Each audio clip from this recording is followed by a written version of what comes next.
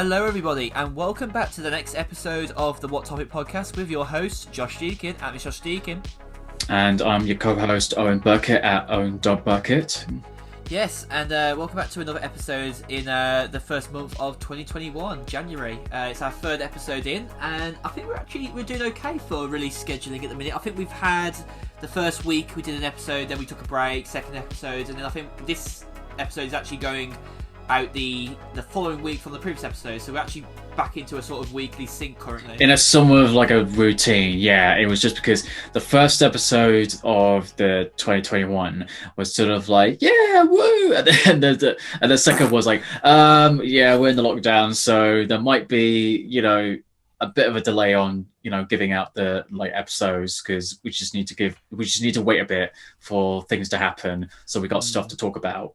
Because so it's kind of like, but before obviously, well, this is the cool thing is now Biden is the 46th president of the United States because the episode that we did before was before his inauguration. Yeah, it was 4 days before. So now we're in the era of the Biden-Harris presidency. So. And as I remember hearing it, he is now got the record holder. He's now the record-holding president for the most amount of changes in the law in the first 2 days, right?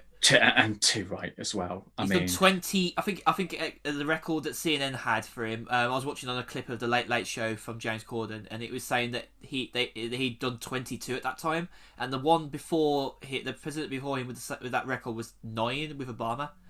So right, crazy. Yeah, well, it was essentially like just basically what Trump was doing, like to try wipe everything that Obama did, like just Biden. Oh yeah, he was literally just going, right, sorry, Trump. Everything that war, exiting the WHO and that was brilliant. Hearing that they're joining the Paris Accord just in time for the Glasgow. Although like people like Ted Cruz and all basically the right wing people seem to be confused how that works. It's like it's not anything to do with the people of Paris at all. It's just the fact that the climate change meetings are set in Paris. So it's oh my god, it's so dumb. Anyways, so they rejoining just in time for the Glasgow G20. Is it the G21? I think it's the G21. I can't remember. So obviously, like the climate, everything to do with climate change, it's like really important. That's the point, obviously. Yeah, he stopped the pipeline going through the sacred lands, and I can't remember what the exact name is, but there was a pipeline that Trump was very much pushing for to get done, and then Biden just stopped that, and then basically all the right-wing news outlets and people are saying, well, thanks for getting rid of jobs, tens of thousands of jobs or whatever it is, and I'm just like, well, fossil fuels and stuff, like, you don't need it, honestly. Like, so I mean, some other good things that I think I found out just recently that happened in 2020, some things that people might be like, oh, that's really good to know.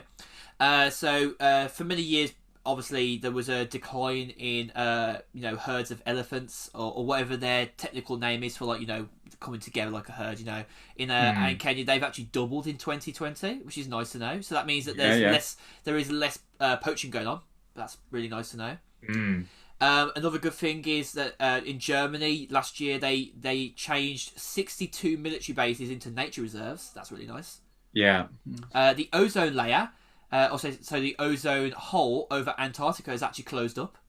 That's good. That's really good news for climate change. Yeah. Obviously, it's a very small, kind of like blip in the whole scheme of things. But it's not time to stop yet.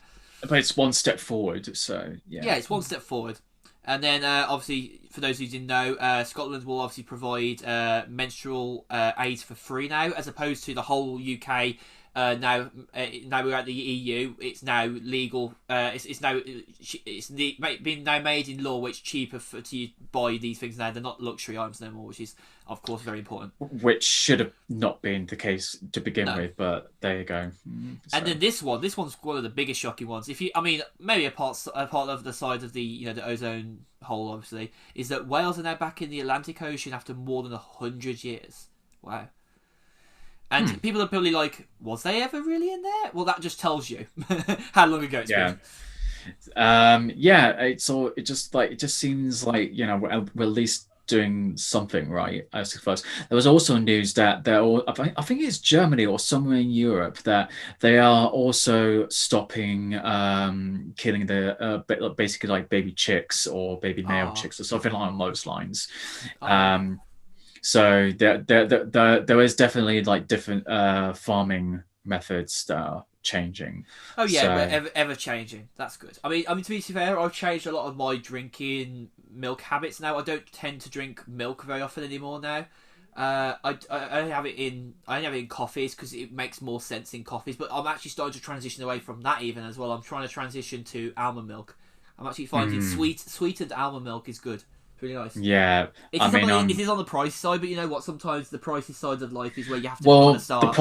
the thing is, it's like as soon once that becomes more of a not well, it's a bit harsh to say because I know. people it should be more accessible to anyone's dietary needs or whatever. I mean, it's the case But that like when you know that it's starting to get better when they don't charge you extra to have that in your drink at Costa or somewhere. yeah, like I always said, like when I worked at a cafe, like I worked at cafes, I always charge for soy milk, and I'm just like, is that seems really harsh for those people who are lactose intolerant, Mm. you know? I think soya milk's the only one that or anything soya in that sort of region is just to be careful of because it has been known to cause infertility problems.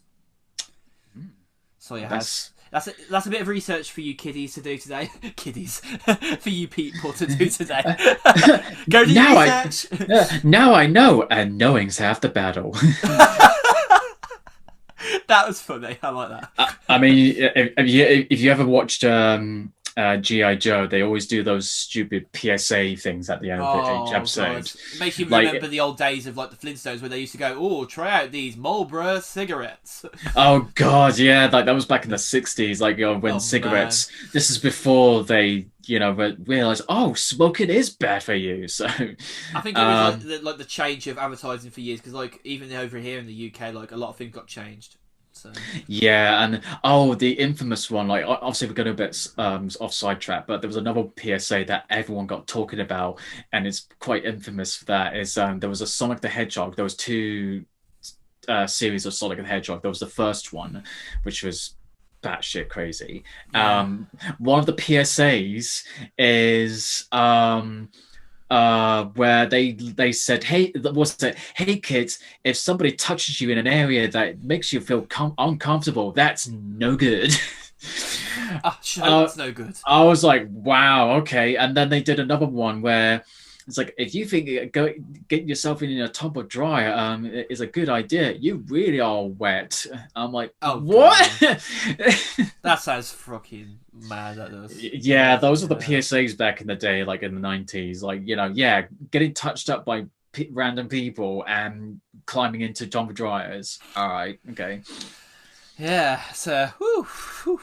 Oh, give it Uh, time. Like, you think 2021 is like been a really baffling year? Like, just give it time. Like, it'll get worse or the get thing is crazy. though, the way I see it now is that like this is like a sort of extension of 2020. These first few months, I feel like, because I feel, and this might sound like I'm being like I'm trying to be too much of a hopeful person in this matter, but I think everyone has the opportunity to feel like it's the case that 2021's first few months is just an additional continue like it feels like an add-on bonus to 2020 and Well, like the once we thing get to is, the like, summer like that's when we start to feel like the real 2020 is coming out.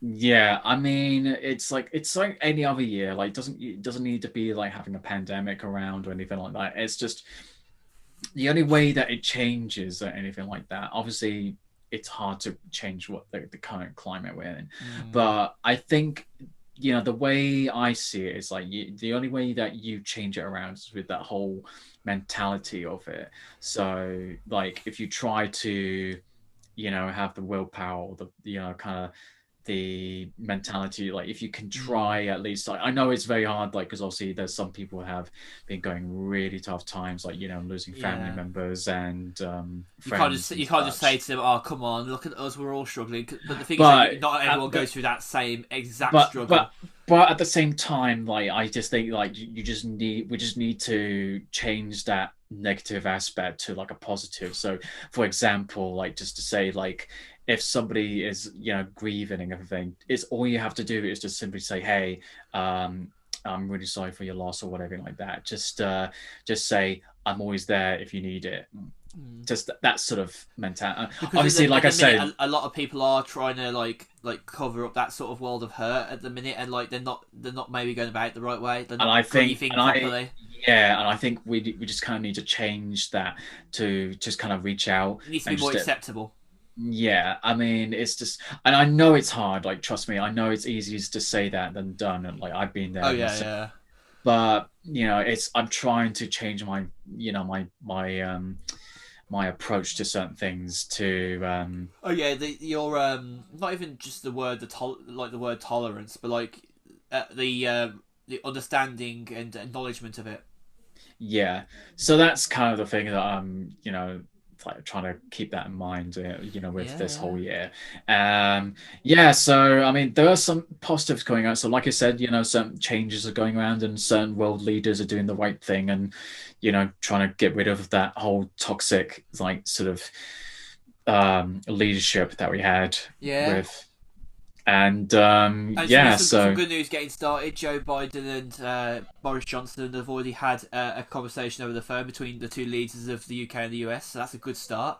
I mean, obviously, it's a press junkie, like when you or press junket when you see them going, "Hey, look, we're on the phone, guys." But yeah, we know you're on yeah. the phone. We don't need to see you do it. We know you did it, kind of thing. Yeah, definitely. And it just seemed like and apparently there was a report that Joe Biden had to get rid of the Diet Coke button. I don't know whether that's true I or don't know not, whether he but decided to keep it or not. Really, I'll be honest. I would say he was in favour of removing it because he's got a Peloton, and the Peloton's a healthy thing for you. So he's not. okay. He's not, people keep on calling him Sleepy Joe, but I think that's just actually quite offensive considering the fact that now they're all worried about Well, his he's really security. active. Like there's been videos of like him and Obama when Obama was president that they would do little jogs around the White House. Yeah, yeah. Like and then even during the pandemic, like you saw Joe Biden taking jogs and cycling Oh, and and Kamala Harrison, yeah, she was out doing jogging as well, weren't she? so yeah, like they always go like Sleepy Joe. Wasn't she out on the jog when she found out that Joe Biden was going to be president? I think. And I don't know. she was gonna be vice president. I'm sure Uh, that because I was on the phone. He's like, "We've done it, Joe. We've yeah, done it." that one. Yeah, that was after the popular vote came in, and yeah, Joe Yeah. Biden, Kamala Harris So was she looked like got she it. just come off a run because it was more of was it like a impromptu video, wasn't it?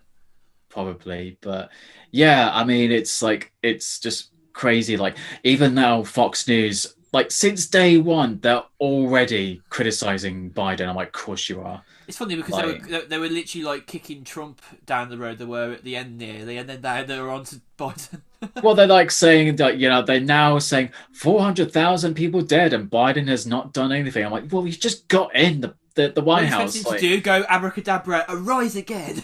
And also Fuck when that. they were like obviously when Trump was obviously being blamed for the whole situation, they were like trying to defend him and everything, and now it's like they're just basically just finding things to just find anything to criticize. And that's why I'm like Fox News and anyone that follows Trump and the whole right wing thing in America. Just I, Yeah. honestly, like I think this year has been like my, I don't give a shit what people think. I'm like just tell anyone that follows Trump or anything like Fox News, just fuck off. Like I don't have time for that shit. No, you don't have Ain't, time for the toxicity. Yeah. ain't nobody got time for that. Yeah. So So yeah, yeah. let's move on to some really cool news now. So we're gonna kind of switch gears and go for some gaming news. Mm. So we've got two news stories. We've got one for a Nintendo side of things, and then we've got one for Microsoft, and then we're gonna go from there. And we're gonna talk a bit about some film stuff later. We're gonna talk about WandaVision, but that's all to come, of course. And obviously, Mm. just a little bit of a tickle there for you for your enjoyment pleasure. But you might already saw the title of the episode, so.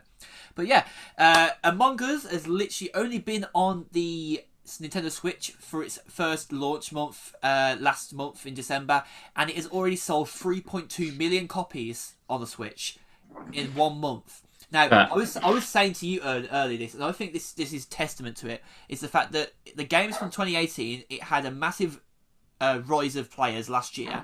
I mean, it was already starting to like go up throughout the year last year, and the more people that started to know about the game, the more people were playing on Twitch. It was becoming like one of the top games on Twitch. I mean, it's still in the top 20 on Twitch right now for streamers streaming it and playing it.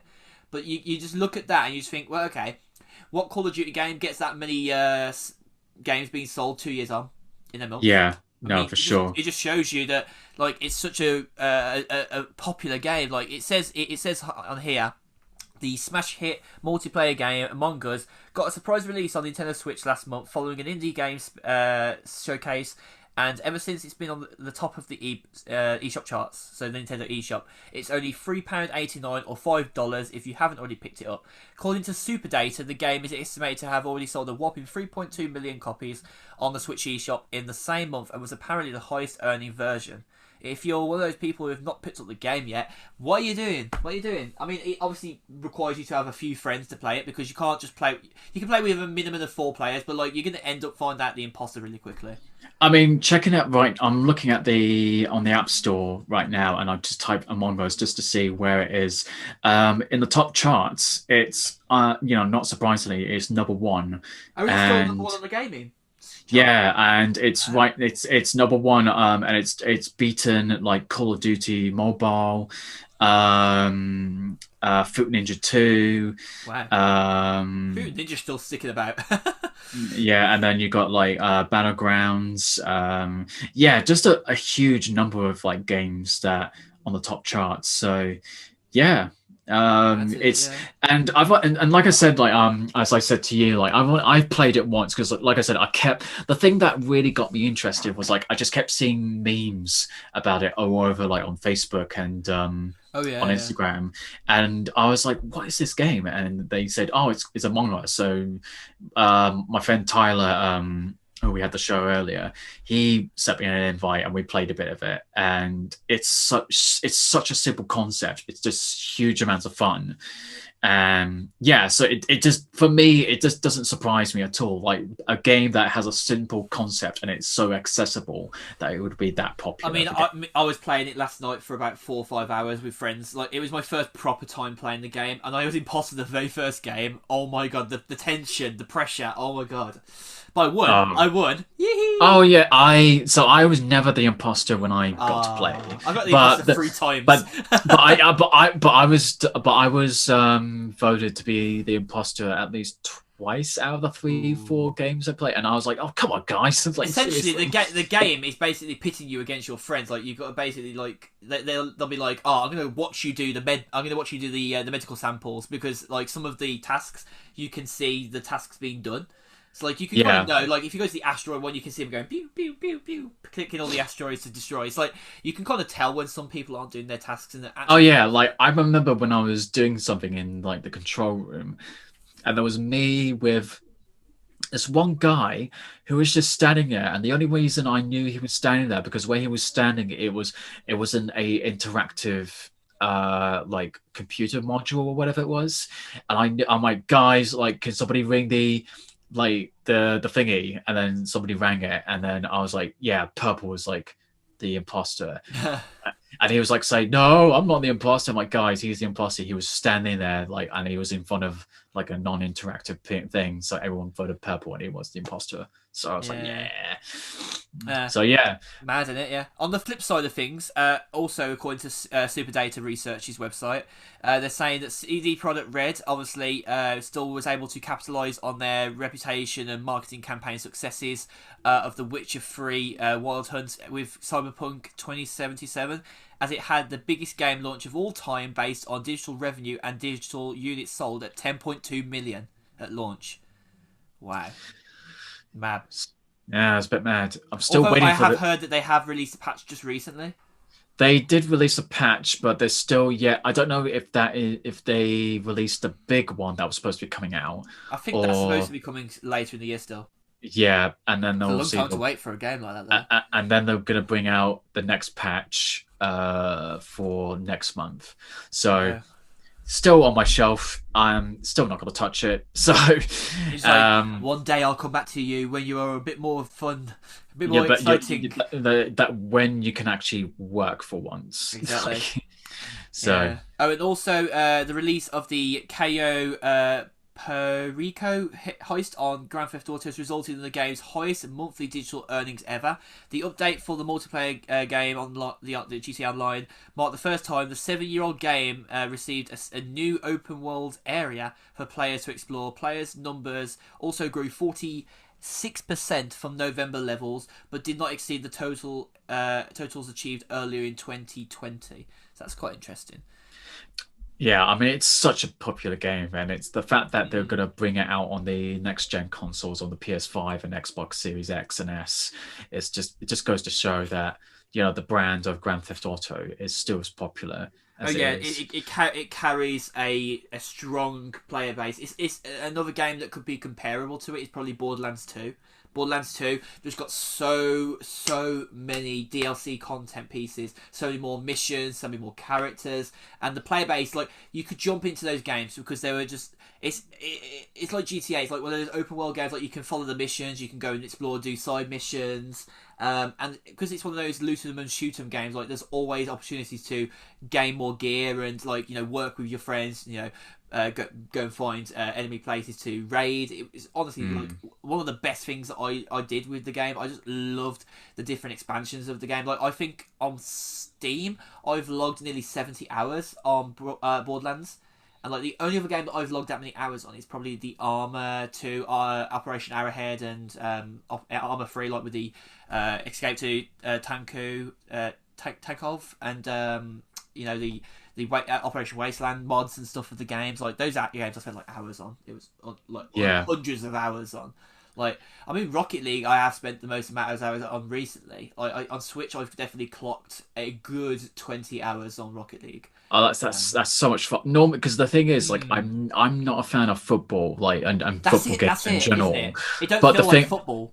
but it's still the same principle, but you're not restricted to a lot of things that Although I puts will you say off. that, like, because you're a car, you have to remember that you don't have legs, so you can't Yeah, exactly like go right. I'm going to swipe from the side. You have to bring the whole vehicle round. yeah. And like even if you treat it like football for 1 second, you have to realise that it's not. It's a long way from the real game. I mean, obviously, when you think of Rocket League, most people think of the car football episodes that Top Gear did. Like that was hilarious back in the day. that was quite Like funny. the But different yeah, the two sides of Kia cars, that was hilarious. Oh god. But yeah, moving swiftly on to our next news story. Microsoft, you may have heard recently, try to hike up their Xbox Live Gold, and they've actually, in a very shock of turn of events, done a U-turn. And they've also included in that free-to-play games will be made free-to-play on Xbox, so you don't have to have a subscription for that. Which I thought was a bit weird, because I thought they already did that. I mean, PlayStation don't charge you to use like Rocket League and stuff like that. So if I wanted to, I no, could play Rocket League on my Switch or on my PlayStation if I wanted. no, because the PlayStation, like, you just buy how many months that you want on the PlayStation Plus, and that's it. There's no different, online perks. Like, it's all one That's what thing. I mean. Like I thought that PlayStation's PlayStation allow you to play all the free to play games without a subscription was the same on Xbox, but it Oh, wasn't. well, so you got PlayStation Plus, which gives you discounts on certain games, and obviously you get free games each month, so you can Yeah. download it, and once you download it, you've got it, so you don't have As to long do as you're anything paying, else. you can keep. As long as you're with a subscription, then you once you've downloaded it, then you keep it. That's I have fine. been tempted to go back onto like paying like for it like over a 3 or 6 month period just so I can play some more games again. Yeah, and Because then but I the then only again thing I you bought will a few have to games to play, so I could go back and play those like Eleanor. I can play them in HDR on my new telly now, so I like to go back and do that. Yeah, and then the only thing you have to pay extra is the PlayStation Now, which you can Yeah, stream that's pretty lame games. to be honest. Which I did play it like streaming, but if unless you got a really good connection, like I just would rather just download the I'd game. much rather say like if you have like a streaming box, go and try out GeForce Now or even on a Mac or a PC because you can access your Steam library through there. You can access different things on there. Like I think you can't go on Stadia through there, but then again, you wouldn't. You just go and use Stadia on its own. Stadia's actually not that bad at the minute. There's a lot of new extras on Stadia. What's the other one I was? Excuse me. The other one I was thinking of. The Epic Games Store. That's it. Yeah, so you can play like your Rocket League through that if you want as well. You can play any games that they allow through that from their developers. Like you can't play GTA through there yet, unfortunately. I mean, I've got a few games from their free game launches that they put onto the store. So like I've got some games I could play on this. Yeah. But yeah, as I go back to the story, on Friday 22nd, so 2 days ago for us, Microsoft announced a significant price rise for Xbox Live Gold. 1 month would go up from $6.99 to $7.99. Not that much, only £1 difference. A bit like Netflix, they'd put theirs up by £1 or £2, depending on which price plan you're on. Yeah. 3 months would go up from $17.99 to $21.99. And 6 months would go up from $29.99 to $42.99. So the announcement was obviously heavily criticised as it comes as we're obviously in a pandemic still and a global financial crisis. So it was seen as a bid to push users towards a subscription to the more expensive Xbox Game Pass Ultimate, which includes Xbox Live. So they weren't going to basically give you Xbox Live as a separate pass now, I guess. Yeah. So obviously the announcement has been slammed as the worst deal in gaming and highlighted once again that the fact that an Xbox Live Gold subscription is required to play free-to-play games on Xbox consoles. Using Fortnite as an example, Epic Games' Battle Royale Behemoth is generally a free-to-play game on PlayStation consoles, and Switch, but with the new price hike, 6 months of Fortnite on the Xbox consoles would nearly cost as much as a game would cost on the console at $42.99. So obviously, amidst the growing backlash online, Microsoft issued a statement on their Xbox Live Gold pricing, admitting we missed up today and we're right to let you know, connecting and playing with gamers, playing with friends, is a vital part of gaming, and we failed to meet expectations of players who count on it every day. As a result, we decided not to change the pricing. So they said on their Xbox Twitter as well, they said, today was not great. We always try to do our best for you, and today we missed the mark. We hear you, and we are reversing our pricing updates. And I think the best way to put this is that this is the sign of a big conglomerate company understanding their gamers better than they realise them.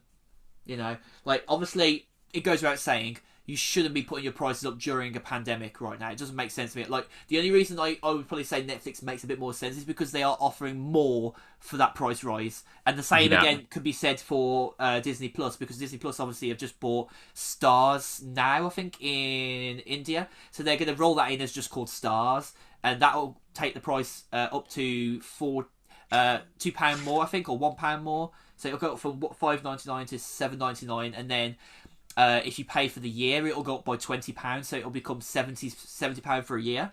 Which, you know what? If you're getting a whole other section of content and all of the Fox content, so you're going to be getting How I Met Your Mother is going to be launched on Disney Plus on there. You're going to get other things like the Die Hard movies are coming to Disney Plus. That's fantastic. Okay. I mean, that's cool. As far as I'm aware, Die Hard isn't anywhere else on any other streaming platform at the minute. So, big bonus there. There's also talk of LucasArts bringing their other movies out on there, like Indiana Jones. So that'll be pretty sick.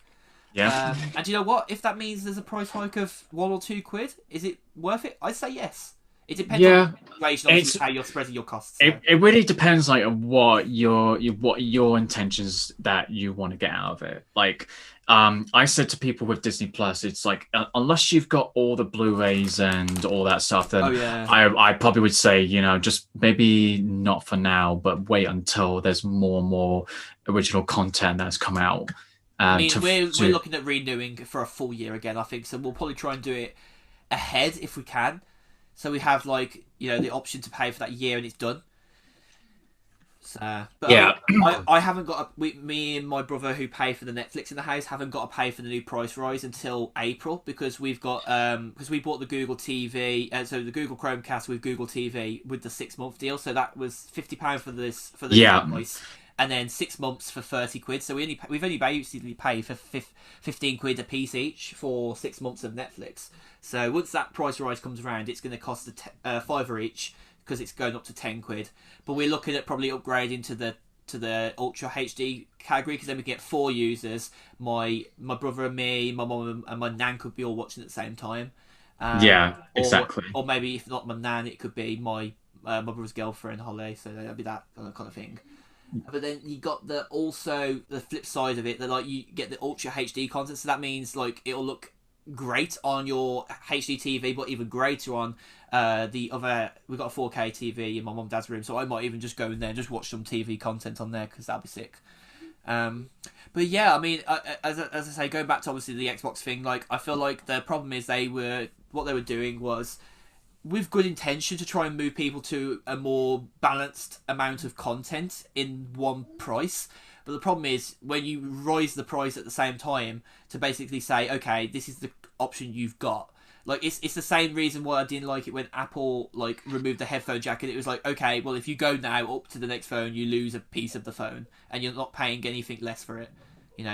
That kind of thing kind of screws you over. But like obviously it's software and it's subscriptions here versus hardware. Yeah, and the reason they did well, this is what the excuse to get rid of the headphones and the power brick and the new Oh, that it was um courage, and then it was saving the planet, right? yeah, it's like because there was a difference between like my iPhone 7 Mm. to um my 12 Pro, so you The can box see for like starters, there's yeah.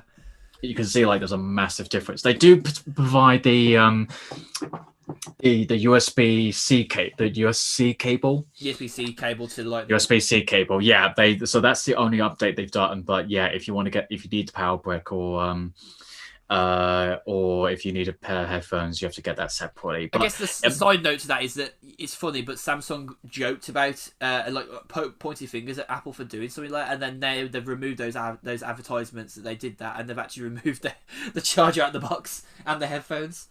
God, yeah, I bet like they must have been like, it's like, ah, look at what Apple's doing, and then that person who made the final decision going, ooh, Yeah.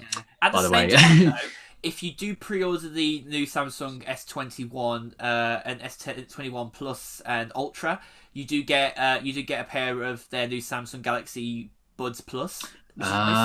Okay. So Well, it's they like did. there is a good moment in that. Well, the O2 the when I bought my iPhone, Yeah.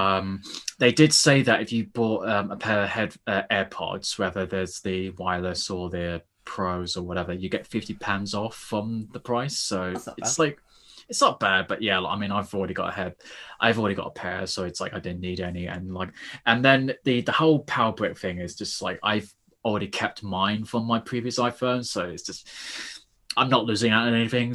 I So think that's what they're kind of betting on at the same time that they know people are either going to pay for it. I guess.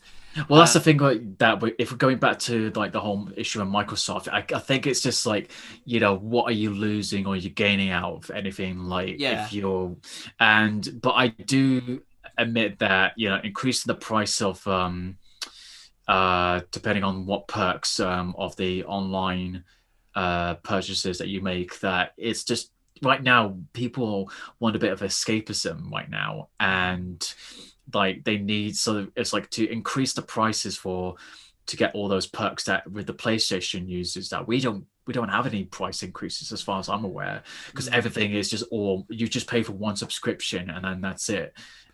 Well, um according to here, the what Microsoft also said, they also said it would change its policy so you'd no longer need Xbox Live Gold membership to play free to play games on the console. This change would be made in the coming months, Microsoft said, but they've also said as well it will mean that 343's upcoming first-person shooter Halo Infinite that will be out later this year, because it obviously got delayed because of mm, backlash on like the quality of the game.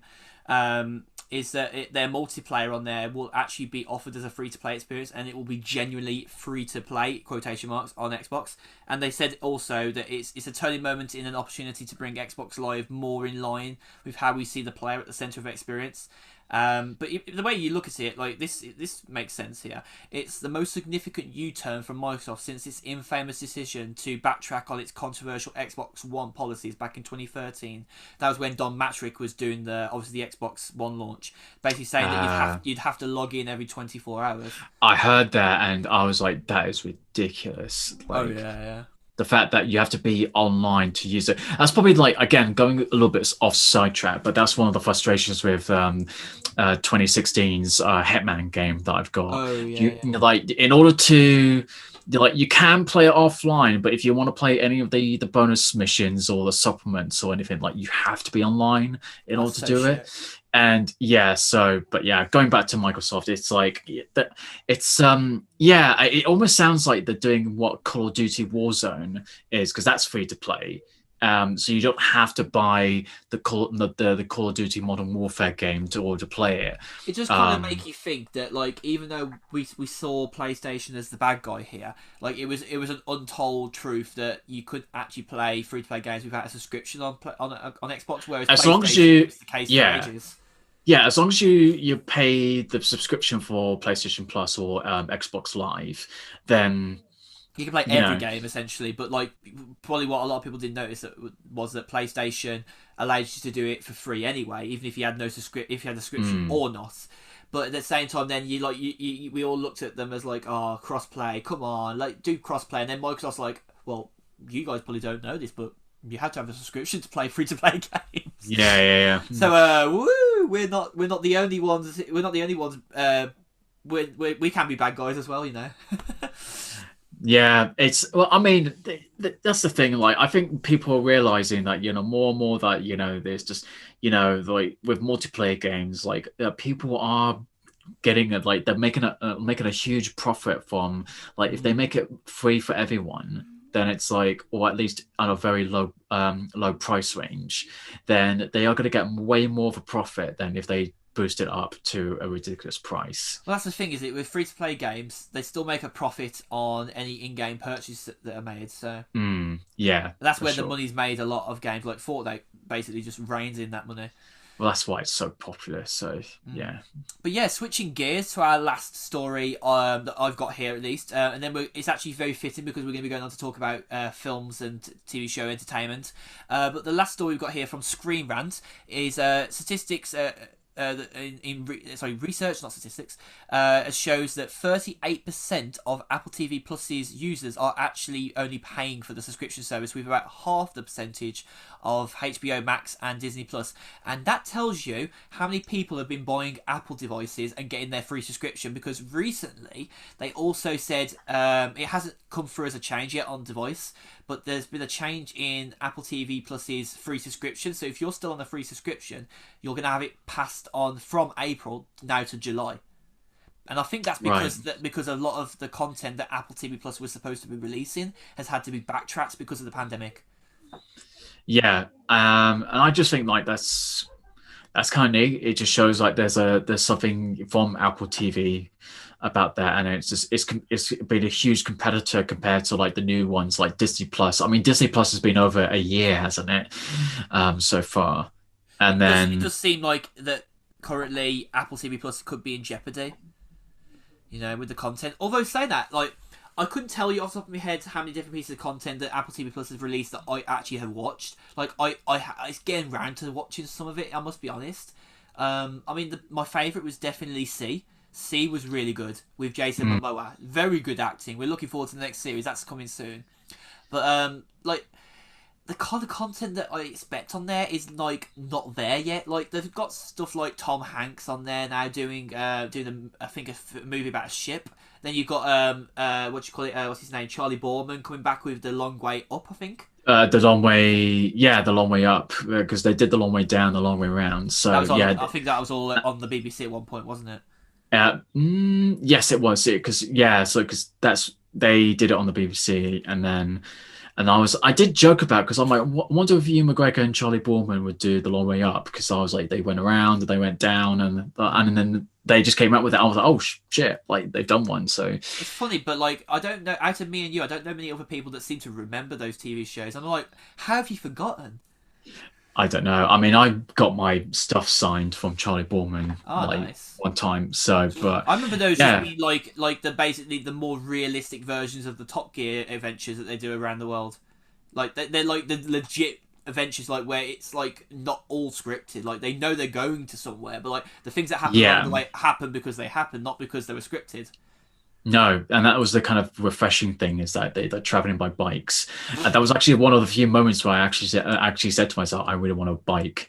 It Mm. actually kind of, but then my mum always does because she's a nurse. She goes like, well, you get more accidents if you drive up on a bike. I'm like, no. So, Mm.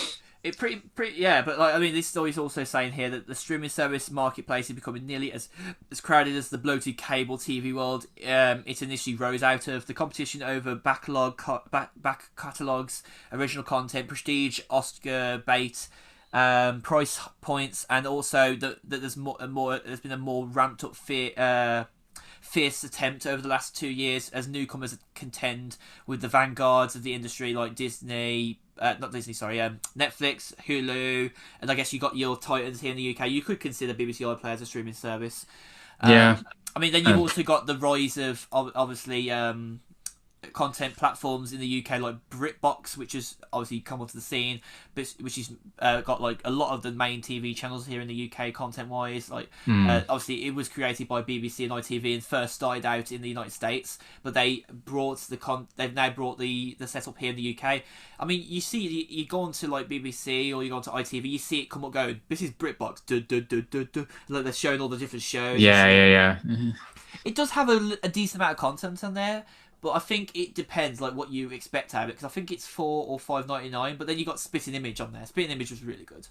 Yeah.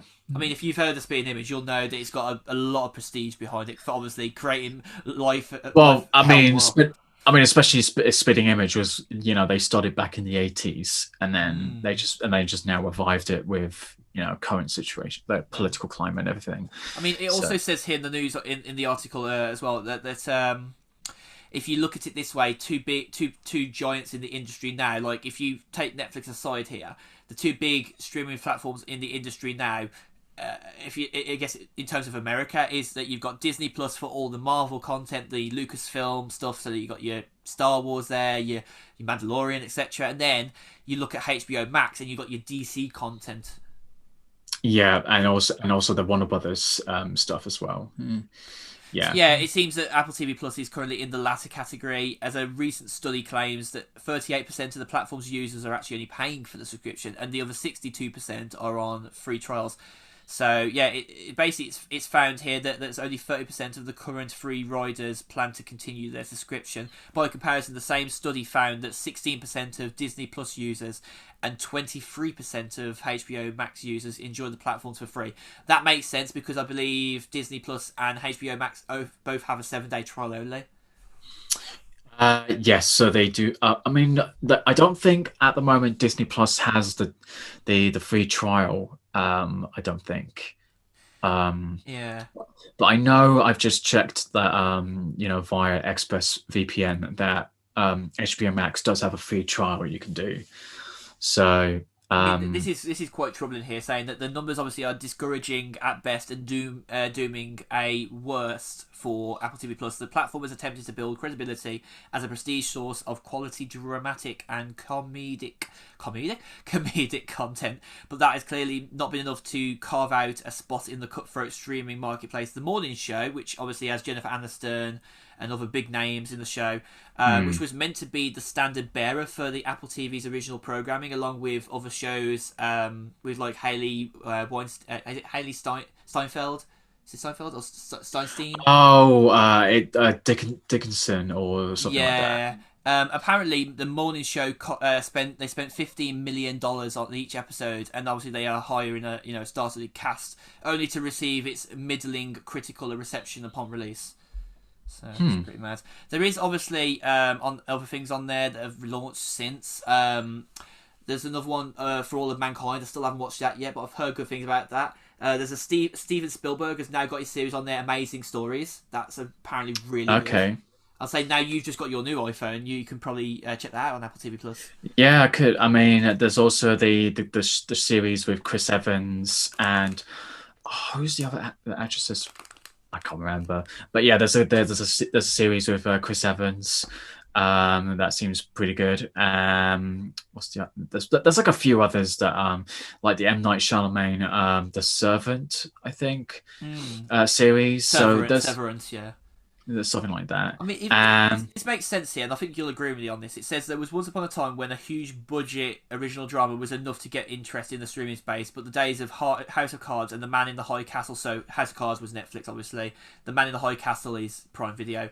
They're in the past now because the streaming landscape is increasingly about branded content, franchise development, and deep stories in libraries of movies and shows, but none of those have Apple has actually seen success because they're almost such a new player in this. Like, I mean, Disney Plus you could say is a new player in this, and HBO Max, but because they're built on archives of content for many years, like yeah, you could say that's the reason why they've been able to survive, because like everyone knew that Disney Plus was coming for X amount of years. Like, I think it must have been at least about 5 or 6 years in the making, because obviously Netflix had exclusivity with Disney for a lot of different things. Obviously, like the Marvel content yeah. They did have the Marvel stuff, things from the MCU for quite some time. and the ABC Um, shows. well, it depends where you are because I checked on again via VPN Express. I went to the Canadian Netflix, I think, Mm. and they still have some of the Marvel stuff on there. So, I but think it really then depends on the licensing, because like it's the same reason why like we still have Friends here in the UK, but America doesn't. no, well, that's on HBO Max. Yeah. So that it's just, I guess it depends because obviously it's like we don't have HBO Max, but all the HBO Max originals will go to Sky. I think that the Um, only time that we'd probably see something like HBO Max launching in the UK is if the exclusivity deal ended and Sky didn't renew. yeah, Which, you know, something people might think seems not something that would happen because Sky would probably spend enough money on it. And I think that really only depends on how much of Sky is going to be owned by Disney at some point, because obviously Sky hmm. is linked with Comcast, I believe, in America.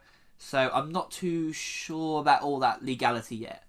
But I know that Disney probably wouldn't go for ownership of Sky at any point, because it's not really something they want in their rosters because of their content types. No, and also the fact that it's I don't know, like I don't think Sky is gonna just go for it at the moment.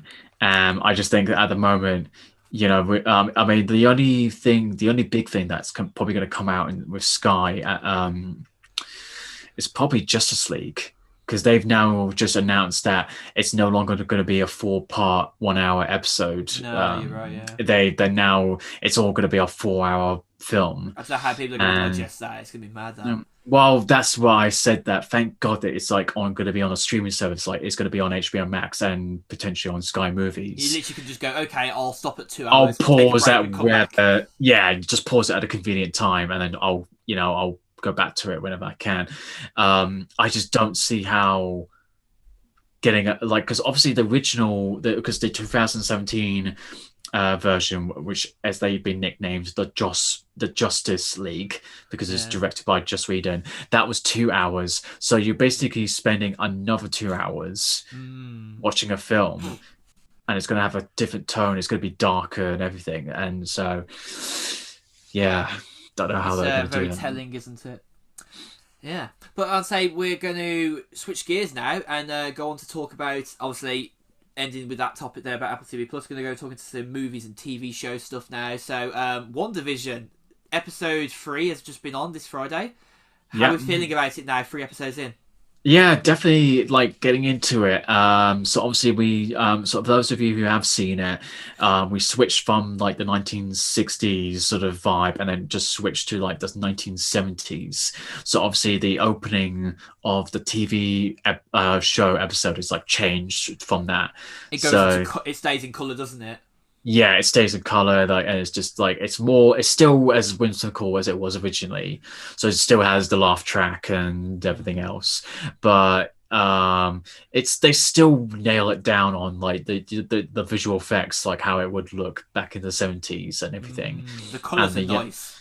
yeah, the color grading is different as well, so it It's matches to nice what that it looks it's like. nice that they've been able to like I'd probably say like looking at content, like I watched a YouTube video, I think, I'm not, is it Watch Mojo or somewhere else, that like kind of like shows like old content, new content, like how those color contrasts changed, and like how much you kind of you can replicate the past on new equipment is really good. Yeah, And I think it was no, really beautiful. It was. I think it just like both Elizabeth Olsen and Paul Bettany, the acting like is just it's just fantastic. Like I really enjoyed the like especially when Vision is like got the chewing gum like stuck in his system and he's actually Yeah. like really drunk and it's absolutely hilarious. Spoiler And alert, of course, guys. There. yeah, I mean for those who haven't seen it, but then for this series like because obviously the again a little bit of a spoiler, but how the second episode ended with her being pregnant, and that's basically this episode's them dealing with that. And So moving from the 60s to the 70s. and there's even more sort of mystery that they're finding out certain characters got something a bit of a hidden sort of Well, that's the thing. thing, isn't it? Because we saw the house change in the second episode from the setup that we had in the very first episode, where obviously like they had Vision's boss over from his workplace, which we haven't seen much of in these last two episodes. No, That's what no, I say, none at all. Like we've seen his work colleagues like in a capacity. and the neighbors they've changed as well. Yeah, I mean we So had obviously that latest lady, the one in the blue. What's her name? Who got tossed out of the world? yeah, well, I mean, obviously, again, spoilers, but obviously with her necklace, it's got the sword, so that's part of a program that was hinted at the end of one of the post-credit sequences in Spider-Man: Far From Home. When Nick Shield is on the alien spaceship, and that's Project Sword or whatever it was. Ah, So, yes. So so we're getting hints that they are maybe in a sort of controlled environment right now. well, they see it. Well, then it seems like that because obviously when she got thrown out, and then it seems to go through like some sort Like of bubble. a bubble where it's projecting like what the environment is. So there's like these huge like poles that projecting what the characters inside see. But then obviously then you have agents like coming in just to check Yeah, out what was going on. they look like. I must admit, I at first thought maybe that they were Hydra agents waiting for them out there potentially, but No, but it they looks like it but should be Shield. But yeah, it should be Shield because obviously they took because they got rid of Hydra from the system. So, but yeah, it's interesting. Like they're still keeping up the mystery. And I'm So not sure I've when this is supposed to be dated because obviously for those who haven't watched Endgame yet, we know that Vision obviously lost Infinity one of the Stones. Infinity Stones, but like in the show he still has it. And also the fact that he's not dead. He Yeah. died from the first, and that was pre snap. So It anything. makes you think that he's in stasis in that show. Well, that's the thing. Look, well, the thing that we just don't know is that obviously because it was pre-snap, like anyone that died before the snap doesn't come back. Yeah. So Got a yeah, lot to come still. but they have confirmed actually that this does is set straight after Endgame. Oh, okay. So how they went from that to where to the events in WandaVision, like obviously they'll probably reveal it as it goes along. Mm. Um, I think just the and only thing that's a bit annoying is the amount of time the show lasts for because I feel like the credits and the start sequence last longer than the episode sometimes in a way.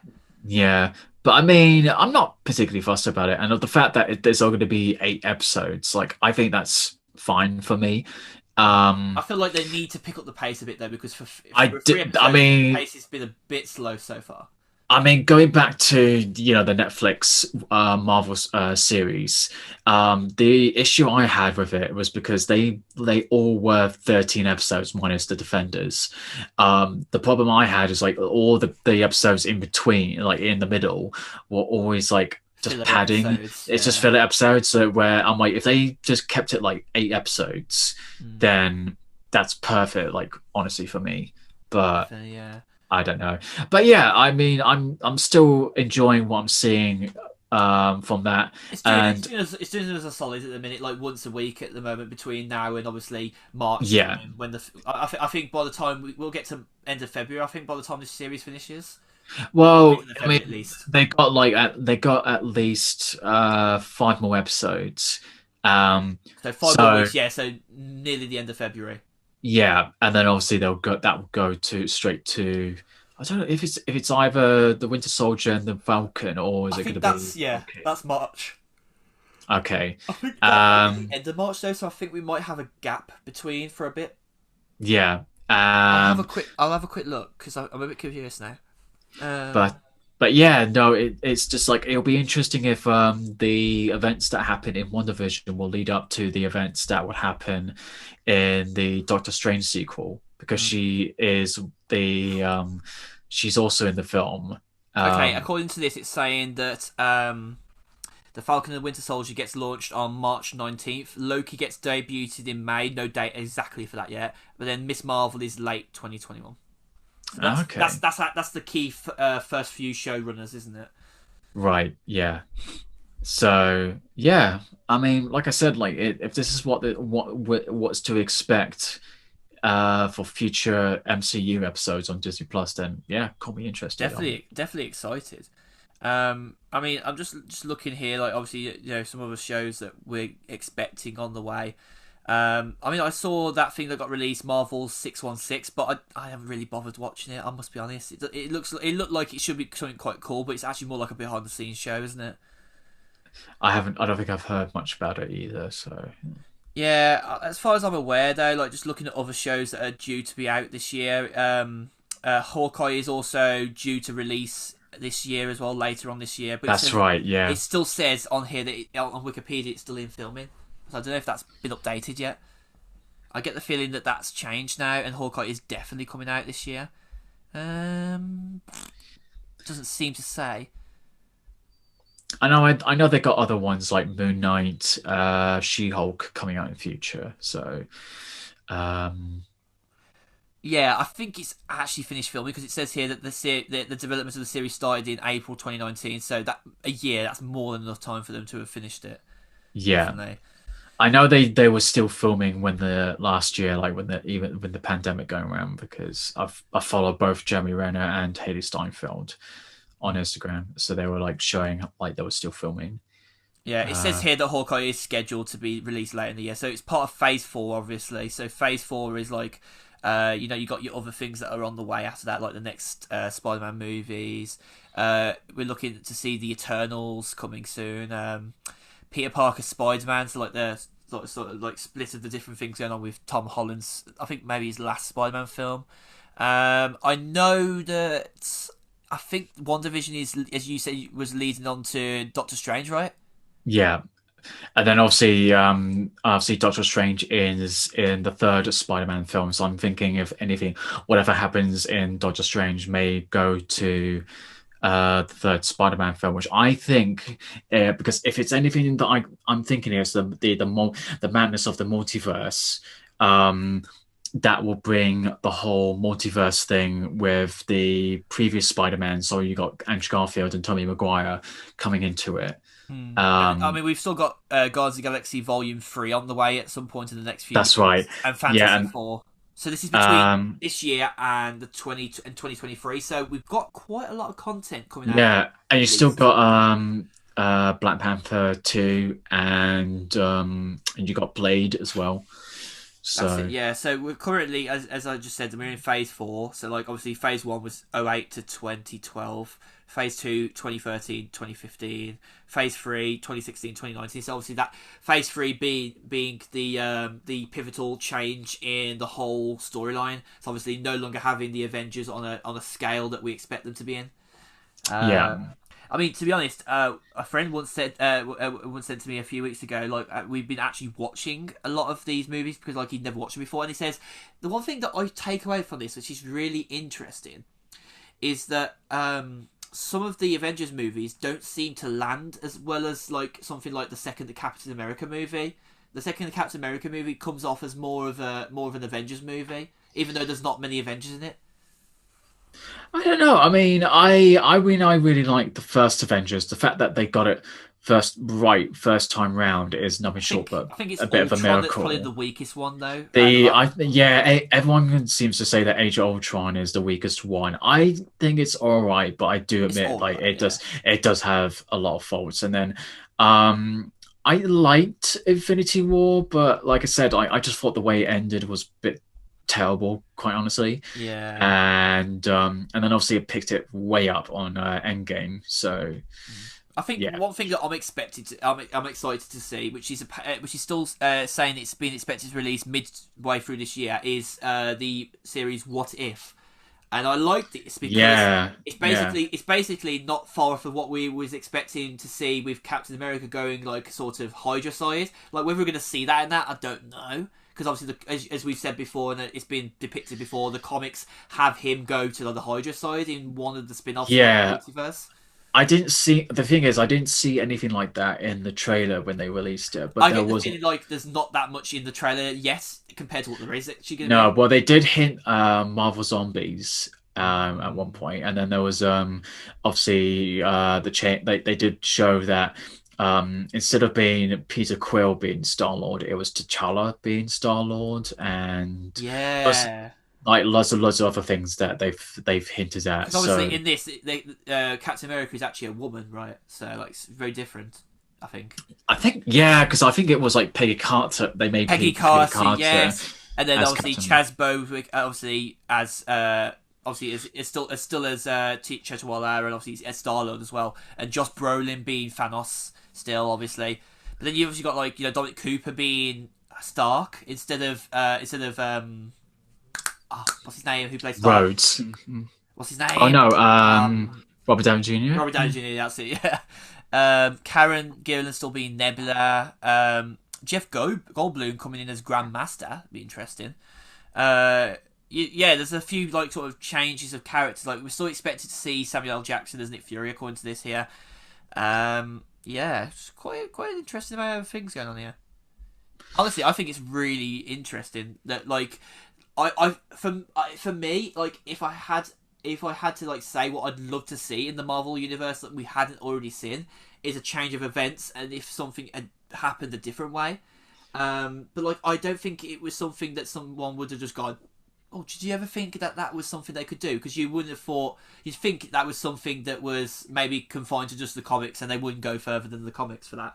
Yeah, I mean, my thing from it is that I'm still interested in whether they're going to actually announce um, what if they're going to do anything with the X-Men franchise because they've Oh now yeah, yeah. I because I've know, I know seen they're still going to release them obviously as part of that price hike on Disney Plus with the Star section. There's one of the new tabs on Disney Plus's service. yeah, I mean there is an X-Men section like they've got so They've not got um, many of the moves on there. I mean, like we said, they haven't got Logan on there right now. So, no, they don't even have Deadpool either. So although I mean, that is hinted at coming into the universe soon. well, it's not hinted. He's Kevin Well, oh Feige yes, has it is happening. announced he's Yeah, greenlit that he has announced that Deadpool is part of the MCU, and it will but be no idea when yet it'll be out. So, no idea. Like, I mean, they all they know I is do hope that Ryan Reynolds is still going to be it.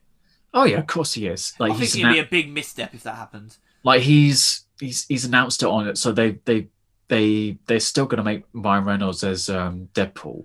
Oh, It's good. just, so yeah, um, Hopefully, it won't be all swear words removed. no, no. Kevin Feige has said that it will be R-rated Brilliant. still, I love so that. it's still gonna be the same, just obviously under different under I mean, one of different. the things that I was very happy about was like, I for those who don't know if I said this on the podcast or not, I can't remember. But like, I was very vocal when they got rid of Andrew Garfield as Spider Man. I quite liked his character, and I was like, oh, they're bringing in a plucky Brit. Yeah, that sounds rude saying that as another Brit to another Brit, but I didn't realize how Tom Holland was going to be such a good actor in the series. Like, Yeah, I actually really prefer him now. Like, I was never a big fan of Tobey Maguire. I always found him to be such a cowardly sort of actor of the character. To be fair, like it was very like on the nose of like, oh look at me, I'm like, oh this that the other, but then he's like Spider-Man, hey guys look at me, but then you got Andrew Garfield's like enthusiastic all the time, like very serious all the time, and that camaraderie and that jokey side of him, like being oh yeah hey guys look at me doing all my little gadget shit on the side of a building, and then he goes and changes again into Tom Holland, who's just like, I'm just a school kid, I don't want to be part of this, and he's like, whoa, I got all these powers. So it's like a very sort of different event change every time. Like it's not like you get like Bond actors changing each time and like they're any less funny or any more action based, like maybe like yeah. Daniel Craig for example. But like you just look at that change over those three different actors of Spider-Man. Well, I think for me, I mean, the reason I think Tom Holland is the best one so Mm. far. And it's not just because it's newer and whatever, but it's just because the fact that Spider-Man, when he started, like, was always a kid, like in Mm. high school, and every time you saw like Tobey Maguire or Andrew Garfield, the guys in their 20s. I'm like, if you said it Yeah. in college, like, that would make more sense. But the fact that I was like, come on, like, I mean, I liked Tommy. I mean, like I said, I grew up with Tommy Maguire. I've Yeah, me went to too. see. Yeah. I started with watching the first one when I was in New York. I always thought that the Back then. first three movies were the most violent ones of the sets of Spider-Man movies, though. Well, they had. Oh, well, that's the thing. Like, they had Sam Raimi to direct the films, which he was first known to do the Evil Dead films. I think so that, but then he's going to be directing the sequel of Doctor Strange. So I'm Ah, interested to what he's going to do with that. Is he's going to bring that horror element to it? That would be interesting. yeah. But yeah, I mean, I think Tom Holland is just a fantastic. But the fact that he's going, dude, I'm just a kid and this and that, and that it I makes like the him inclusion of Tony Stark in them as well. and it just makes the whole thing him having to cope with being a superhero whilst being a kid and enjoying himself by going to school and having a girlfriend and being there with his It's a bit best more friends. progressive with the time change. Like obviously, Well, I think his aunt there's a being actually quite like a sort of hippie kind of lovely, lovely lady, like as opposed to like Aunt May, like back in like the very first Spider-Man movies, like she's really frail and like there's that moment where Harry well like breaks through as the Green Goblin into the room. that I There's mean death. the Rosemary Harris Aunt May always the ones from the comics, like she was the older Mm, aunt, and obviously they kind of changed that with the current, like with Marisa Tomei as Aunt May, which I kind of like because it just mm. changes things around. So It um makes it a lot more progressive. Like it feels a bit more. What's the word? You can kind of get with it a bit more. I feel like with the current Yeah, generation of I watchers. mean, like for nowadays, like kids like at Tom Holland's age, like they normally have aunts that that are around like in the 40s or 50s rather than like in the 60s or 70s. And yeah, so I mean, like I said, I'm excited to what they do with the third one. There's always these rumors that it hasn't been official that whether Tobey Maguire and Andrew Garfield and everyone else, like even they're going to Mm. bring up Miles Morales into the whole thing. So we just don't know, but it would be a missed opportunity if they didn't bring them out, and it just would be Oh surprising gosh, if yeah, they it would be. did Yeah. announce it. So yeah, and that's another thing. Like the people are thinking, like, who are they going to go cast as Miles Morales? Because we just had the recent video game of Spider-Man Miles Morales, and that's been a huge hit. So it'll be another missed opportunity with not putting Yeah. Miles Morales. So we just have to see. So yeah. Hmm. I mean, so yeah, going from releases that are definitely happening this year to releases that are definitely not happening currently this year. Yeah, yeah. So obviously the first one that again that happened last year. So No Time to Die announced Mm-mm-mm. that they've now delayed it from April 2021 to October 2021. And So we both made our piece on this one now. Like even said to you, I forgot that they'd even delayed it. yeah, I haven't really forgot about it. I just kind of went, oh, okay. All right. I've just got to that Okay, point move on. where, yeah, that's the thing. It's like, I am like, I will be excited. Like, this is the thing I want to stress that over is I am, deep down, I am excited for it, But it's really but difficult to remember it, how excited you are for it. it is, well, it's really difficult to be excited for something when it's not 100% certain that it will get Getting kicked released. down the road. And the fact that it's been over a year, that the fact that it's supposed to be out, like it was supposed to be originally released in April last year, and then it got delayed until November, which admittedly, I'm like, when it got delayed the first time, you're like, okay, fair enough. Like that's when the coronavirus outbreak started happening, and they needed to make a decision from that. And then when they delayed it from November to April, I'm like, okay, again, fine. I'm like, you know what, I get it because it's not still not a good time, and at the moment, and then you just hoping, think, but obviously. the problem with that is that we got the vaccinations like going a rollout, going in order with obviously the more vulnerable to people in their 80s and 70s, like in the first couple of months, and then they got the other. Then later on in the next couple of months, it'll be people ages from like 60 to like 40 or 50 or whatever that is, and then so on and so forth. So they, to be honest, like you're looking at probably sometime in September for everyone in the age groups to be vaccinated. Which is, in my opinion, like I don't feel it's fast enough. If you know what I mean.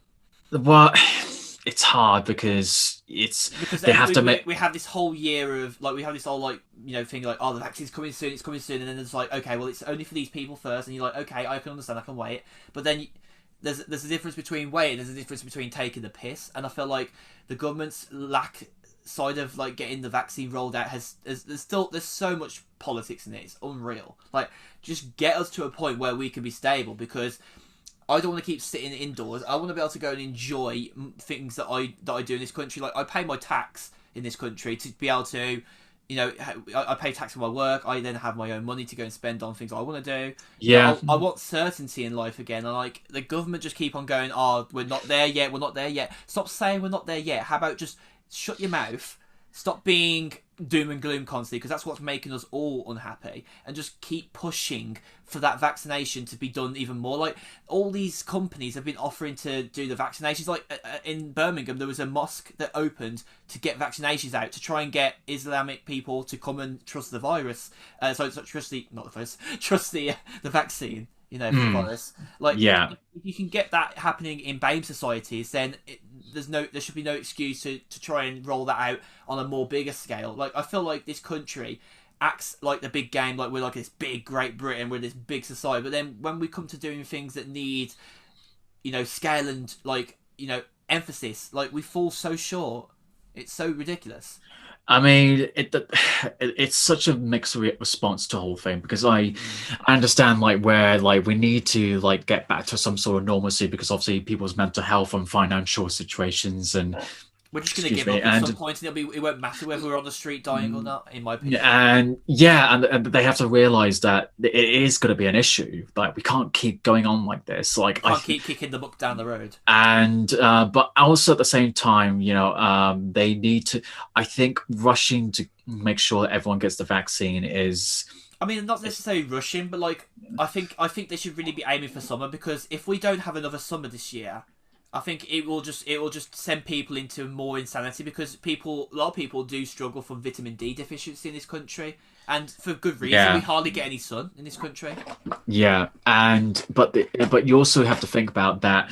Obviously, the other thing that's probably going to get delayed is obviously when you get your first jab, you have to wait at least around about 21 months, 21 days to get your second jab. Which I believe is actually going to be reduced soon, because there's a lot of backpedaling from the scientists saying that they really should be going for I think more likely like 15 to 20 days. No, 10 to 15 to 20 days, because obviously the Pfizer vaccine is I think is meant to be distributed sooner than that, and I think it's only the Oxford vaccine that they've said that needs the time gap as much. No, from what I researched, like, because obviously I just finished the application I done.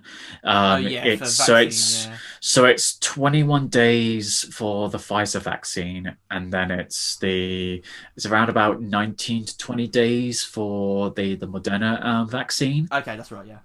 So I mean, unless they've changed it since I studied it, but yeah, like so you got that aspect from it, like the fact that they have to make sure that everyone is vaccinated, and make sure they've got everyone within that age gap to do that. So it's all going to take time to then they can go right, then we're going to go to the next age gap, so nobody misses out on the vaccine if they want it.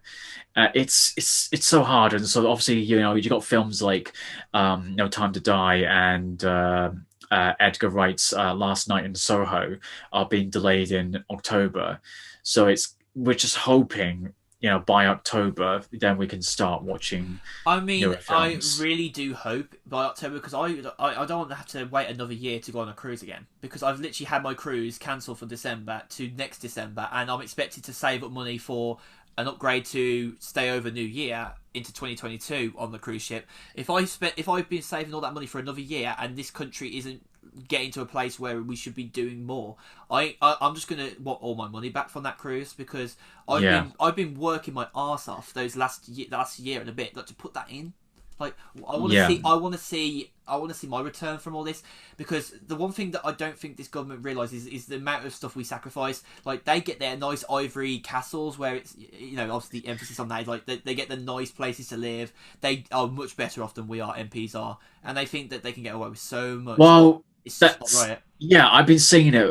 Even my sister, when we were talking about it, like this whole pandemic has been more beneficial for the upper class and the rich Yeah, than it is than the even people in middle class. Yeah, the middle class and the lower class, like all those people that are being made redundant or losing jobs. I know we said that we weren't going to do talking about the coronavirus, but no, no. because of the releasing of films that has been so up in the air at the moment. I mean, obviously you had the news report of obviously Warner Brothers releasing their all their films in the 2021 slate this year, coming out simultaneously in cinemas and on HBO Max in America. Obviously, that's I don't know how they're going to do it anywhere else in the world, like over here in the UK, but that's what they're going to do.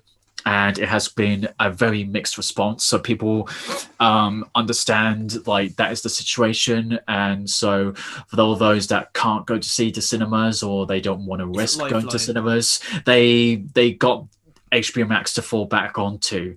It's not the ideal thing to watch, but obviously it's an alternative. And obviously, Whereas for obviously understanding of the matter, HBO Max is actually owned by Wonder Media, I believe. and that's the other thing about the situation with filmmakers, not just with the whole thing with HBO Max and Warner Brothers. Like it's also filmmakers over here because Edgar Wright is still holding on to the fact that he wants to release his film in cinemas and not on a streaming platform, and that's their right. I mean, I'm all for it because if they feel like I made this film to be released in the big screen, then I'm going to do it. And if I have to delay the film, then tough shit for everyone else that goes, oh, like why did I just release it right now? And it's like, well, that's up to them to decide. Yeah, It's like, I understand that people say, I think people should put it as a people vote. And I'm like, well, sometimes fans, don't really have the right to say. It's like almost is like deciding what the MCU should do or Star Wars should do based on what fans want. The filmmakers at the end of the day should be doing what they intended to do. Like Edgar Wright co-wrote the script, like as it was, and the fact that if he wants to make it a cinema release only movie, then so be it. yeah. And loads of filmmakers have been signing petitions to save like cinema chains at the moment because they've been struggling. Like I don't know about Odeon or View, but with was it Cineworld and Regal Cinemas, they've been struggling so much. I mean, I And know obviously, for people those who don't say, know, Regal is obviously part of the Cineworld Corporation, right? yeah, and I know people will say, well, think about, well, like look at the, theaters in the UK, like that's always been struggling and everything, and also the music industry has been struggling as well. And we're not ignoring that aspect. Like No, that's a whole different industry altogether. It's just the fact, it's very difficult to kind of judge on the situation where we just don't know if things going to get better or worse. no. It just feels like we're constantly hitting bumps in the road all the time, and we just can't really be certain when the next one's coming. and At and least with the it's government telling us what we should and shouldn't. yeah, and it's also putting a strain with filmmakers trying to get their films released in the way that they want it to be shown. And it's like it's a very and then the other mixed responses with the whole thing with HBO Max and Warner Brothers that a lot of the filmmakers weren't consulted before they made the decision. They just kind of went, "Oh, we're going to do this now," and they kind of went, "Wait, what? Really?" Like, and then that's why a lot of people, like even companies, are like legendary. I don't know where they're going to be with Dune, but because they're releasing Godzilla versus Kong on HBO Max in cinemas, um, they were going to sue Warner Brothers to because of the whole decision to release Dune on HBO Max, which Denis Villeneuve, the director, is very much against that. So you have a lot of filmmakers, more than you would think, that is very opposed to that. And I understand, Mm. like, because then you got the other side. It was George Clooney made Into the Midnight, or whatever it's called, on Netflix, and force people to go back to cinemas under the current situation. And it's like, it's a tricky thing to do. So Oh it's yeah, like, yeah, it really is. so for me, I'm kind of mixed. That I'm like, I understand the reason to release it on streaming platforms like HBO Max and Netflix and Prime and everything else, but also at the same time, I do think that the filmmakers also have a right to say. So for you to say, well, we're going to release it without your consent or not, is a bit of a shitty move, I think. It is. And It is. Yeah. so yeah, it's like, so with the delays, like it does suck. I will admit that, with a film like No Time to Die, and quite possibly there's word that Black Widow is going to be delayed as well. Mm. And I think that they're holding back from releasing the film on Disney Plus like they did with Mulan and Soul as well, because Oh, they wow. got, so they're a bit like, we'll see how it goes, but at the moment there's no talk about releasing Black Widow on Disney Plus. So Yikes. yeah, it's a bit of a weird situation. And I mean, obviously Mm. Netflix has got a whole bunch of films coming out, and they they made an announcement on their channel that they're going to release like a film every week. I think they said. I mean, I might be reading it wrong, but yeah, but they did say they're going to release a bunch of original content like on the platform. So Mm. I don't know what Prime is going to do. I'm sure they got content coming out soon, but Yeah, they're always bringing out new stuff all the time. So I mean, I feel like we're not going to be short of content on streaming platforms for a while. Definitely not. It yeah, just depends on your where you sit on like price hikes, obviously. yeah, for sure. But then again, though, I think most people will stick with Netflix because it's like the kind of like ye hold Netflix. Hey guys, like the Netflix always has a lot of content. Like yes, the UK one isn't always the most particularly great one, but I can see Netflix users in America probably using their VPNs to get to the UK one so they can get Friends at the same price that they're paying still. So Yeah, because it's obviously no one wants to go and go over to Peacock, right? I think it's on Peacock, right? The Friends is now on Peacock. no, Friends is on HBO Max. HBO Max, sorry. I'm thinking of off The Office, sorry. So The Office Yeah, is on. Yeah, Peacock is it's an odd like streaming platform. It's like, Yeah. I haven't heard much. I mean, obviously the only thing that I heard about Peacock was because I worked on Brave New World, but then that came out on Sky over here, so that didn't Mm, make any difference, which like where I pretty was going to much, watch yeah. it. But yeah, and it's just funny how with the whole situation that with there's even reports, like it's not official yet, but there's reports that apparently the relationship between Christopher Nolan and Warner Brothers is a bit strained, so he's possibly going to be leaving the studio.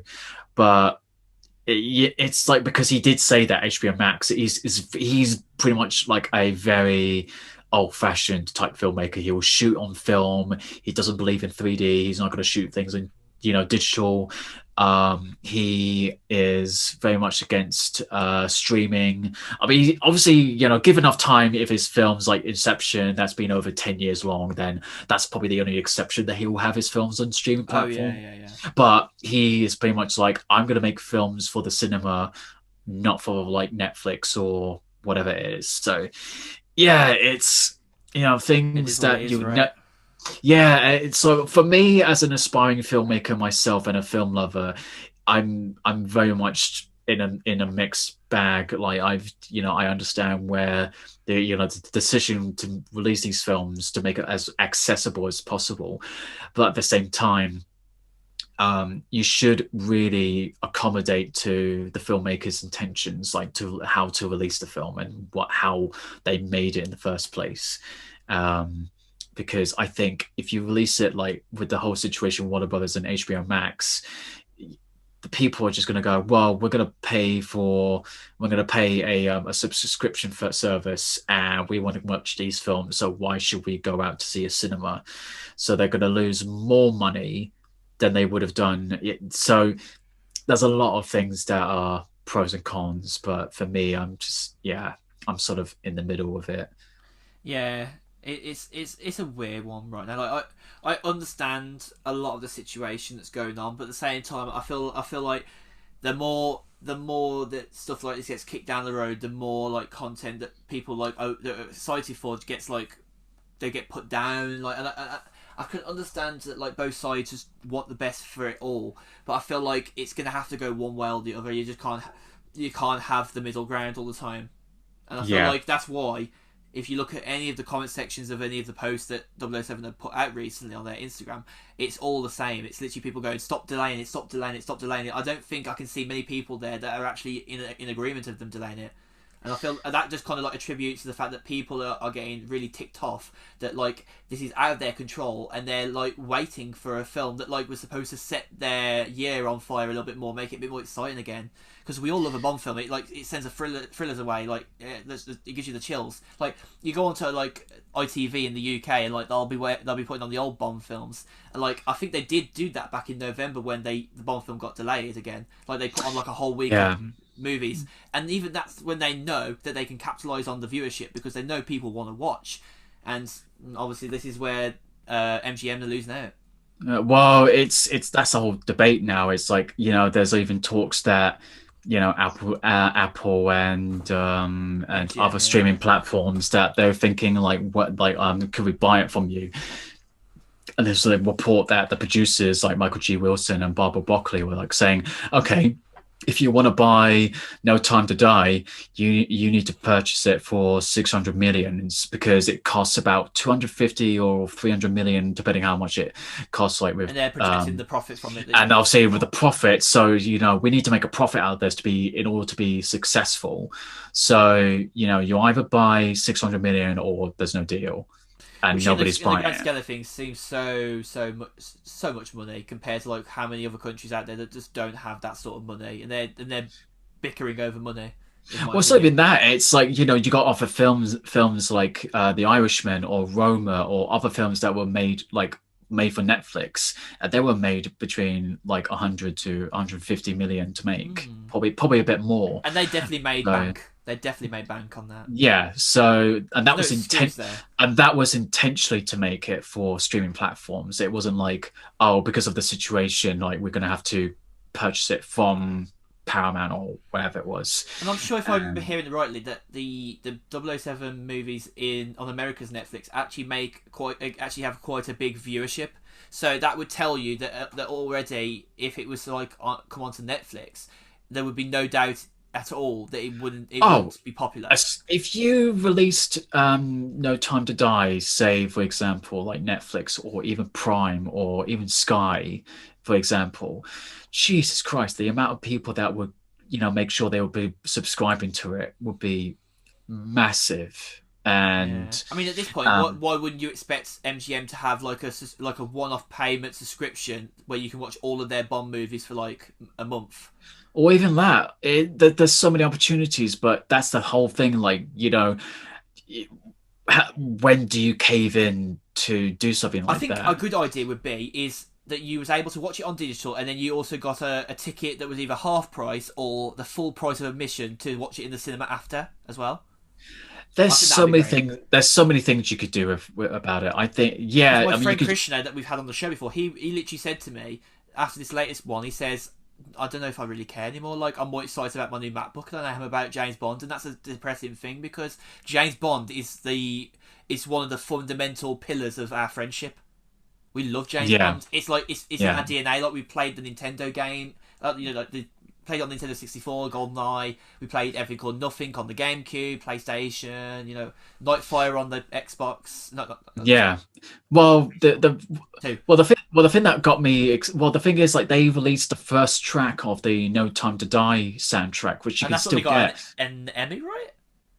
Oh no, you're thinking about the No Time to Die song by Billie Eilish. I'm Yes, what talking I mean. about Yeah. the score by Hans Zimmer. Oh, That I was hope the they haven't released it yet, have they? No, it's Oh, only good. just the gong bell, like the like that, Oh, that good, music. good, good. So it's nothing like we haven't heard before, but it's obviously done by Hans Zimmer, so it's got a bit of a little difference to it, which got me excited. I was like, oh damn, like I can't wait to hear it on the big screen and everything. But so that's the thing. It's like it's frustrating where you kind of like, you want to be excited for something, but again, I it's think hard. I think the annoying part is that like we all knew for certain that by the end of December they hadn't said nothing about 007 for a bit, and they just kept on releasing clips of old films and like doing like trivia bits and bobs on their Instagram story and their website and bollocks, and then you just got this out of nowhere announcement like, and then not marketed. Yeah, it They're not wasn't marketed even. for an April Yeah, release. This was the quickest delay again because like obviously back in April they delayed it after like releasing details about it in November and even before that. So you could say that the delay between the last time and this time was actually like only about a month. and they even like when they posted it, like they didn't put like a caption. Like, well, they did put a caption. Yeah, But they didn't usually go like, like, unfortunately, we have to make the hard decision to delay it again or whatever like that. They just went October it was a 2021, very faceless thing to do, wasn't it? and I was like, oh shit, okay, all Very right. cutthroat, as I put it. So, yeah, I mean, outside the whole thing, Bond, like the only other thing that I guess we got something to look forward to is Project 007 by IO Interactive, Mm. because they're now finished with Hitman 3, so they can now And move that's the into that. beautiful bit that I think that movies struggle with and games don't. Games had a big year last year. Video games did Yeah, really well last year. yeah. I mean, obviously, apart from Cyberpunk, obviously, whoops, but that was a whole other thing. But I think that video games actually did pretty well last year because you can do game development from Video home. games, you got streaming services, TV It was a shows, big year for like, digital. yeah, there was just a lot of positive, like people, because obviously we're going to be stuck inside for God knows how long. So they realize, okay, we're going to need to make sure that everyone gets a lot of access to these things. So it's whether they're like TV shows or films or games or whatever.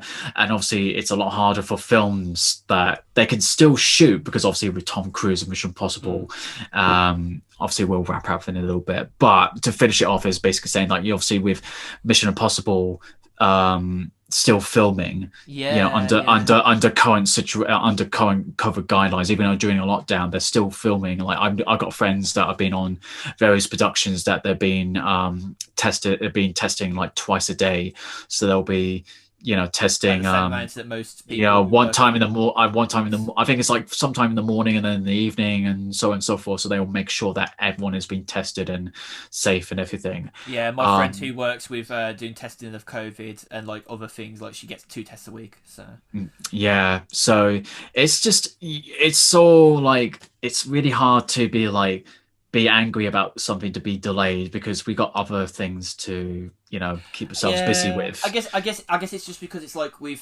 I mean, we've already had quite a lot of bad news. Like it just feels like that one could have been a lot more better in the The sense light like of hope that could have been like, come on, Mr. Bonds, like you could just keep your just stay oh, what's the phrase? Just yeah, stand your ground, that sort of thing. But unfortunately not. No, no. the Rona just went, nope. I don't think so. But So yeah, I'd say quite a juicy episode for you all this week again. I'd say it's been a really good episode. I think we've covered quite a lot this episode. We've actually been keeping a bit of a stopwatch this time for the episode because we know that we do go into longer episodes sometimes, and sometimes we come off quite short. We don't know. It's we've been flowing with longer episodes recently. I think because of the stagger schedule sometimes as well. yeah, I mean, and there's also the fact that obviously we're trying to space them out because obviously we're still in lockdown, so we're gonna so we just keep reading the news into anything big like happens, and there's something to talk about. Um, so Yeah. yeah, I mean, like I said, like I might obviously change things around, so I might talk about a bad movie I've just watched, which I know I keep saying about it, but it's just trying to get around to doing that, and then obviously bring guests along, either old or new guests on board. So yeah, it's just trying to figure out what we could do to kind of just kind of freshen up a bit, like Jazz it up, spice it up, yeah. spice it up, jazz it up. Yeah, yeah. So So I hope this has all been sort of useful to know that what's been going on in the world. Yeah. um, but yeah, like I said, it's I mean, it's not a struggle. It's just the only thing that's a struggle is just kind of like, oh, what can we talk about? Oh, I know, like that. And then because when I talk to my friends from abroad, that they go, how so? What's new? I go, not much. Watch a new That's the film. thing, is it like I've not been talking But to more friends shit that much. online. Like I've been like spacing out the times I talk to friends sometimes, because it's just like you don't have anything to talk about. Like you end up just talking about the same things like on repeat, Yeah. like a broken record. So Yeah, well, I'm now doing well, with some friends I've been doing it like we do catch ups like every week, and then other friends I do every fortnight. So it's kind yeah, of nice because they're therefore like it's something to look forward to, and we catch up like via video chat or whatever we decide to catch up on. yeah, So yeah, I've always tried to find ways to kind of keep myself busy and also something to look forward to in the meantime. exactly, yeah.